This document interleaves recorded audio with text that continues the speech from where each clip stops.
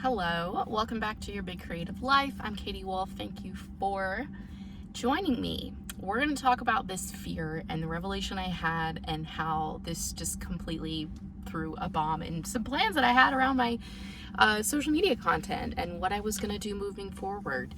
And I want to share this because I think it's so important for any creative person to examine the limiting beliefs and blocks and fears that we have, so that they don't keep us stuck, so that they don't keep us from achieving the things that we want to achieve, from putting our work out into the world, from being vulnerable and sharing with people. This is essential. Not in the sense that we have to work through all of our shit before we can write or publish or share online. It's not that, but it's just there's so many things going on in our subconscious that can impact our behavior. And I think becoming aware of those things is one of the most helpful things that we can do as people generally, but especially as creatives. So let's get into this. I talked a little bit about this a couple of episodes ago when I was talking in the update episode about this, but I'm just going to give a little context here. A couple of months ago, I made the decision that I was going to split my social media accounts in two. So I was going to have one account that was just for the business, where I would post editing and writing tips and like only writing related content, essentially. That would be the business. And then I was going to have a separate account where I was going to share more personal stuff, more behind the scenes, talk about my life, talk about being a mom, just like all kinds of other content, so that I could feel more, I thought it would help me feel more free, because I'd been feeling some resistance. Over the last year, I have posted other types of content, but I felt resistance. I felt blocked. It's felt scary to do that. And so I thought the solution was, I really thought I was being pulled to just create two separate accounts. And I was all set to go ahead and do this, even switched my username. So you'll notice now on Instagram and TikTok, I'm Katie Wolf Writes, as opposed to the Katie Wolf, which is what it was before. So Katie Wolf Writes is the new handle. And I was all set to do this. I even recorded a couple of videos. And in May, I felt a lot of resistance to starting, but I chalked it up to just fear of starting something new and starting from scratch, really, because that's hard. When you've been posting consistently on your social media accounts and then you just have to start over from scratch.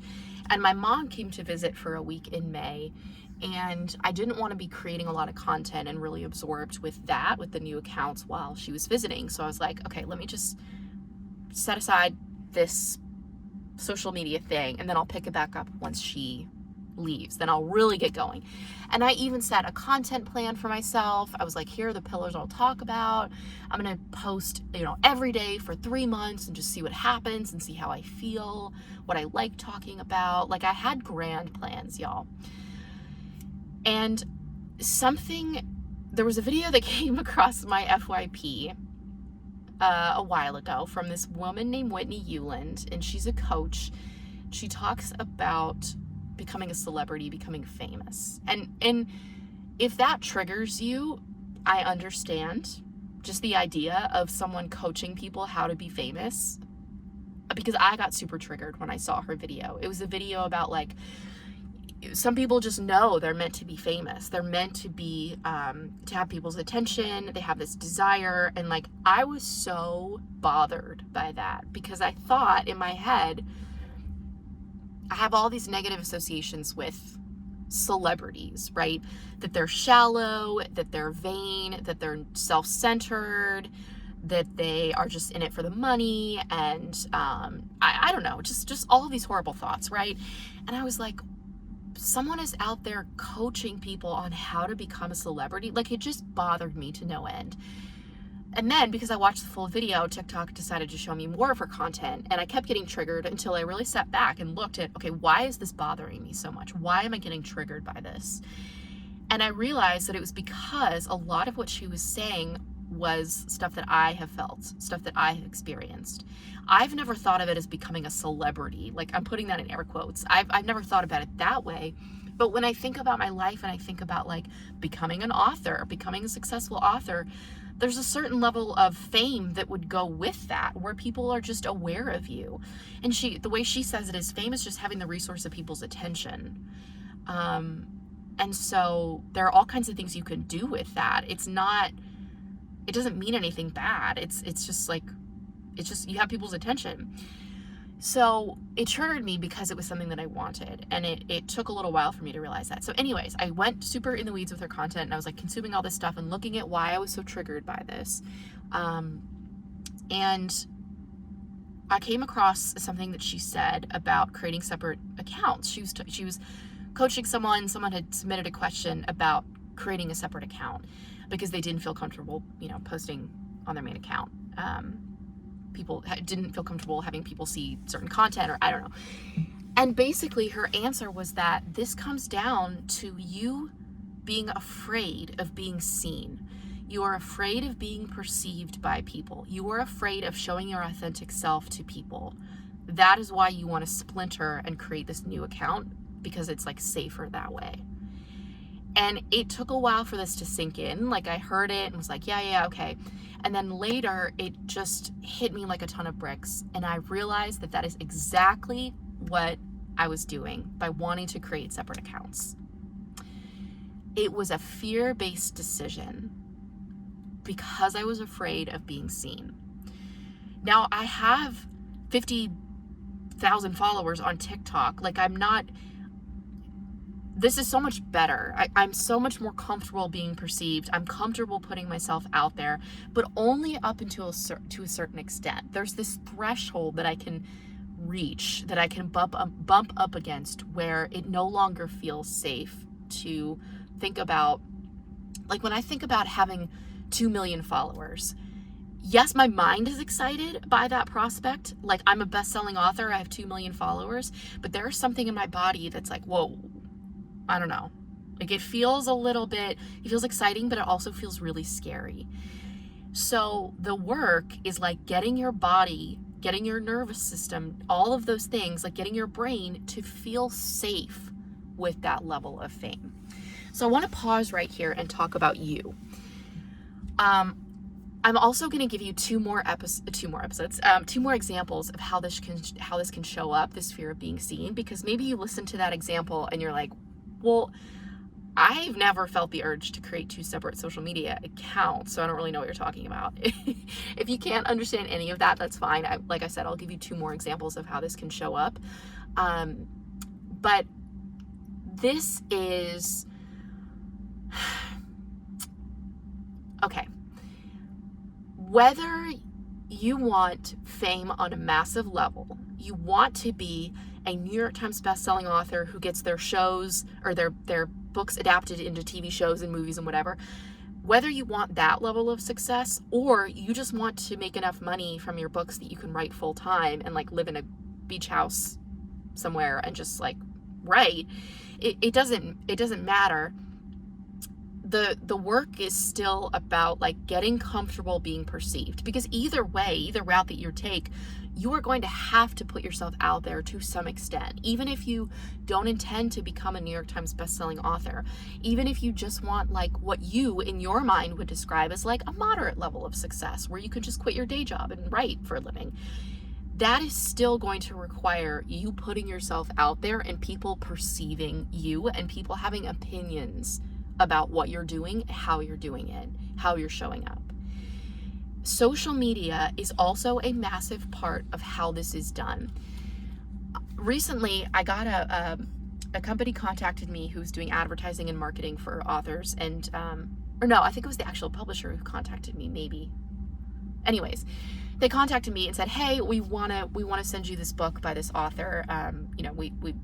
It's being released soon." And I was like, "Oh, sure," because it was a guy that I was familiar with, and I was like, "Yeah, sounds good. Send it to me." And when I received it, I went to tag the author on social media because it was a nice thing. I got a free copy. I wanted to shout it out on my Instagram stories. And I realized that this person didn't have Instagram. And I thought, this is so interesting because this guy's been writing for years. Like, he's been around for years. That is probably why he doesn't have an Instagram, right? Maybe he's got other social media, but he didn't have Instagram. And that is a luxury that I feel like authors who are already established Like they can do that. For 99.9% of the rest of anyone writing or doing anything creative, social media is a huge part of how we get to connect with readers, how we get to put our work into the world, or it's just an integral part of this process, and we can't deny that. So there is some work that I think all of us have to do to a certain point to get comfortable with the idea of being seen, of sharing about our work, sharing our work, all of these things. So that is why I wanted to talk about this concept, this fear in this episode, because it's not just a matter of like me confronting this fear when I went to split my social media accounts. I decided not to. It goes so much deeper. I think for anyone who identifies as a former people pleaser, if you are a woman, generally this is more common with women, but not always. If you're not a woman, you still identify with people-pleasing behavior, that's fine too. But this is something that is so deeply ingrained in anyone raised as a woman. Like it just is. And there can be this fear of being disliked that just snowballs into this fear of being seen, because God forbid we put ourselves out there, people perceive us, people see us, and they have opinions and they don't like us. I mean, that feels so unsafe. That can feel so unsafe to us. And the way that this makes sense to me is, our brains are designed to keep us safe. So when we have this adrenaline that is flooding our body, when our nervous system is freaking out and completely dysregulated, when we have the fight or flight response because of something that, even just the idea of putting a video out on social media, or maybe because of a comment that someone left us, like your brain is just trying to keep you safe. And doing all of those things that it's doing, it's because it perceives a threat. And in the past, thousands of years ago, hundreds of thousands of years ago, this was like a biological mechanism that allowed us to stay safe from wild animals, from getting killed by a bear or something when we left the safety of our small little tribe of people that we lived with in ancient times. There's a reason that our body and our brain have this mechanism to keep us safe. The problem is that it's like it's being applied to something that doesn't require it. So the work is really about getting your brain and your body to feel comfortable being perceived by a lot of people. I mentioned giving 2 examples, and I want to do that now because I think at a basic level, most of us understand when I say fear of being seen, people are probably like, oh yeah, I get that. I probably have that. Okay, fine. But I want to give you 2 examples that maybe will illustrate this in a different way, because I think what happens with me, and I also am able to recognize this now in my coaching clients a lot more clearly than I was before, is that we can have all kinds of weird behaviors that we do that feels like it makes sense to us, but then we step back and look at it and it's like, oh, this is just our brain trying to sabotage things because it doesn't feel safe being seen. That's what this is. So I'm going to give you an example of a client of mine a while ago. I worked with her a couple years ago, and this was an editing client or a client who was an editor. She was starting her freelance editing business. I don't advertise this, but I do offer coaching for people who want to start editing businesses, or other editors who want to get more clients. There's a lot that goes into freelancing. There's a lot that goes into starting your business, and so I'm happy to help people in that process through a mentoring capacity. So we were working together, and this client was obsessed with revamping her website. She had a perfectly fine website. It described all of her services. It was professional. It was fine. It was yeah, okay, great. And this client also had not been posting on social media actively for months. I think it had been maybe 6 months since she posted on social media. And she had this belief that she had to get the website perfect before she could start posting on social media, because then what if clients found her through social media and wanted to go back to her website to work with her and look at her services, and it wasn't ready? I'm putting that in quotes because it was perfectly fine before. So her brain in that instance thought it was protecting her from this like fear that she had embedded in her about being seen, that it wasn't safe to post on social media. And I'm not telling you a lot of other things about this because I don't want to get too in detail about this specific client, but there were other things that made it very clear that she had a fear of being perceived by people, that it didn't feel safe for her. So her brain was focusing on this website as a way to buffer those negative feelings that she would get when she thought about posting on social media. She was so fixated on this because in her mind, that was the solution. She just had to fix the website. She just had to make it perfect. She had to tweak these things and do this, and oh, she had to start this. It was just going to take a while because she had to figure out the tech and blah, blah, blah. And she wasn't letting herself post anything on social media until the website was like rebranded or whatever. I want to reiterate again, her website was totally fine. This was like a manufactured problem. But she had to keep herself busy with this website thing because it didn't feel safe to be posting on social media. So that's an example of where we can fixate on something else that isn't really where we should be spending our energy, because the actual thing that we should be doing will make us vulnerable in a sense and put us in front of people. Maybe that for you is like creating social media content. I mean, that's such an obvious example, but maybe it's also querying or working with someone to help you get your book ready, or getting beta readers, or submitting your book to a small press. Like, there are all kinds of examples of this where the being seen part is you putting your work out into the world. And that can feel so scary and overwhelming sometimes on a subconscious level that we can obsess about little details and fixate on those things and spend 6 months revising our query letter or working on our book blurb or whatever, even though like the book is ready to go, it's ready to query, it's ready to publish, whatever it might be. And I do mention subconscious because I think a lot of times for myself, and then for people I've observed this with, like clients, we're not always aware that this is going on. Like, I think in the example of that coaching client, it really made sense to her. She's like, no, like I need to focus on this website and redo all of this stuff because I want to be prepared when people come to my social media, then they click on my link, then they go to my website. Like, I have to be ready for that. So it made total sense to her. If I had asked her directly in a coaching session, like, hey, do you think some of this might be related to your fear of being seen? She would be like, no, like, look at my social media. I've posted before on social media. What are you talking about? So I think this can be subconscious a lot of times. And in my example too, when I wanted to create those separate accounts, I didn't even realize that it was because I was afraid of being seen. I didn't realize that fear was motivating me to want to do this, and that I was fixating on, okay, let me come up with like really specific like content pillars and like look at examples and figure out, okay, what should my new username be for this new account? I was getting caught up in all of these little details for the new account. It was just a way to distract myself. So, yeah, okay, I want to give you one other example of this.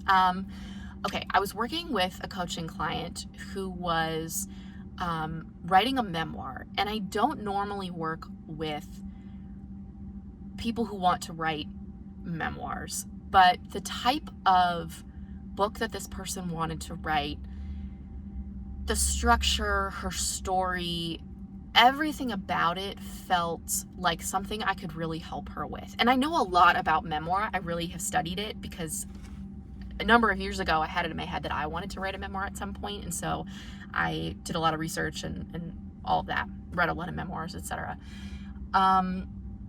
I've since put that to the side, maybe someday, but definitely not ready for it now. And so I did feel like I could help her for sure. So we created a unique sort of coaching package for her because, again, I don't normally work with memoir writers. And this client was so good at getting shit off the ground.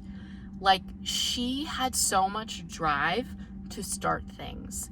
She had started a business, she had started all kinds of things in her life, and it was incredible to watch from the outside, because it was like, wow, this person is like really has it together, really is able to do all of these things. But what would happen is that her attention would, it's like it would just sort of diminish once she got past that initial excitement of starting the project. And this had happened with her book. This book was something that she had wanted to write for years. She had started it, and then she'd stop, and then she'd start and stop, and she'd get excited by something else, and so she'd go start that thing. And then once that thing got to a certain point, she would pivot and start this new thing. And I want to be clear that it's not wrong that she was paying attention to where she wanted to be pulled and was honoring her direction about things. Like you can work on multiple projects at once, and you can pivot, and if something is no longer enjoyable, you can stop it. Like that's perfectly fine. Everything she was doing is fine. But she was aware of this pattern that she had. And so she signed up to work with me because she wanted to finish this book. Finishing was, it's like this book kept getting put on the back burner. All of these other things in her life were very important.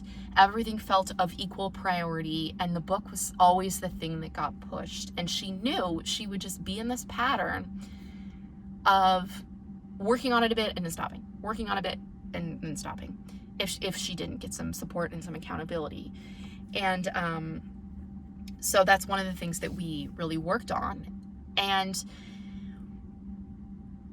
again, I don't want to share too much about any specifics with clients, but writing a memoir is a very vulnerable thing to do. It's extremely vulnerable. Writing it, but also the idea of letting anyone read it, so much more so than a novel, than any piece of fiction, because you are infusing yourself into it. It's your story, it's your relationships, it's your truth. And that is scary for a lot of people. I think that's why when a lot of people say that they want to write a book in a general sense, I have found that a lot of people want to write a memoir. They want to share about their life, but they never do it. And I think part of that is because it's very hard. It is very hard to examine your own life. And to be honest, that's part of the reason why I have never really started on any sort of memoir project, is because I'm not ready. I'm not ready to go excavate some of the shit that I went through. I'm not ready to look at it and to process it on the page. Like I'm not there yet. And so that was part of why this person was having so much trouble writing her memoir, is the idea of people perceiving her, looking at her story, and the fact that because of some things that she went through, there's the chance that people might look at her differently. People online, people in her real life. So all of this comes back to this fear of being seen. And yes, there were a lot of other fears that went into it. I'm giving you the like Cliff Notes version of this. Is it Cliff Notes? I just had a brain fart. It's Cliff Notes, right? Anyways, the summary. I'm giving you the summary, the high-level overview. I'm going to Google that after this episode. But that's really what it came down to, is this fear of being seen, of her story being seen, her work being seen, her being seen. Because especially with a memoir that you are writing where you don't really have a platform, meaning that you don't have like hundreds of thousands of followers, you're going to have to do a lot of promoting it, which you'd have to do anyways, even if you did get a traditional publishing deal. But there's more work on your end when you don't have those things. So that was going to require a lot of her. So it made sense. Like, it made sense that she was having trouble. It makes sense that the coaching client who wanted to fixate on her website instead of posting on social media, it makes sense. For me, with wanting to start those separate accounts, it makes sense. So I think one of the biggest things with this fear of being seen, when we look at our behaviors, when we look at the decisions that we're making out of fear, self-compassion is so fucking important. Because I could have easily looked at myself and just been like, God, what an idiot, Katie. Like, you already announced to people that you were going to switch your accounts and split them. You already announced that you were going to start posting personal content on a different page. You already changed your username. Like, what the hell is wrong with you? Why are you so like wishy-washy on this? And I could have internalized all of that. And I did for like 5%, but then I stopped it and was like, okay, let me just have compassion for myself, because I know more now. I know things that I didn't know before when I made that decision. And that's the truth of it. So I think the self-compassion part is really important, and looking at what is motivating us. So for you, if you have a suspicion that there's a lot more going on underneath the surface for you that is driving your behavior, look at, okay, what is my motivation for doing this thing, for doing X, Y, or Z? Is it truly this thing that I'm telling myself, that my brain is telling me? Or is it possible that there's more going on and it might be kind of that fear-based decision? Again, it makes total sense that we have this. All of us do to some extent. It's just a matter of like getting comfortable with that fear. Maybe recognizing that we're not going to ever completely get to a place where that fear goes away, but just being okay with it. For me, bringing this fear out into the light and really examining it and looking at how it has honestly driven a number of my decisions over the past few years, I can understand that and have compassion for that part of myself and just continue to work through it. That's really all I can do, to try to rewire those thoughts and those beliefs in my brain, and to also get my nervous system on board, like to get my brain, my body, my nervous system, everything to a point where I feel safe showing up as my authentic self, where I feel safe sharing on this podcast, sharing on social media, putting my writing out into the world, that I feel safe doing all of those things, or mostly safe anyway, because again, maybe that a little bit of that fear will still be there. But yeah, it's I'm gonna recommend Whitney Euland to y'all if you got triggered by that whole like celebrity, like she helps people become celebrities, or if you have a suspicion that maybe there's some work that you need to do to get comfortable with being perceived by a lot of people, then you can look into her work. She's got a podcast and a ton of great like social media content. And yeah, it's just been so helpful for me to look at all of this stuff and examine where I still have work to do. And this is not new. I mean, I've talked about this on the podcast before. When I did that post, like an influencer challenge for a month, there were things that I wanted to share, but I didn't feel comfortable, or like styles of like vlogs. I've talked about vlogs before, where I feel like I'm still learning how to do vlogs in a way that are interesting. And so my vlogs, like when I do them, don't get many views at all, which is fine. It's part of the process of like improving and getting better and figuring out, when I watch vlogs, what makes me want to watch them. But when I was doing that challenge of posting like an influencer for a month, I did have some judgment and some mindset stuff that came up about some of my content. So that was interesting to see. And I knew that's what it was. But yeah, this whole splitting the social media accounts, like it just was mind-blowing to me. So, okay, that is the sneaky fear we've got to watch out for. We've got to be willing to sort of like befriend that part of ourselves that does feel scared. Because I really feel that for a lot of us, success, achieving the things that we want, it's all on the other side of this. It's all on the other side of fear. So if we can just continue to work on these fears, to continue to put ourselves out there, like we'll get there eventually. I would just hate for myself or anyone listening to this who has big dreams and has big goals and you really want something great for your life. I would hate for this fear of being seen to be the thing that stops you. Okay, I feel like I'm getting a little bit like motivational speaker-ish, but it's the truth. It's how I feel. And I'm going to continue to work on my shit. I hope that you continue to work on your shit as well. We've all got it as people, as creatives. And yeah, we'll see how this goes with posting more content on my main account and just like being more vulnerable and showing up as my authentic self. We'll see how it goes. Yeah. All right. Thank you for listening. I hope this is helpful. And I will see y'all next week.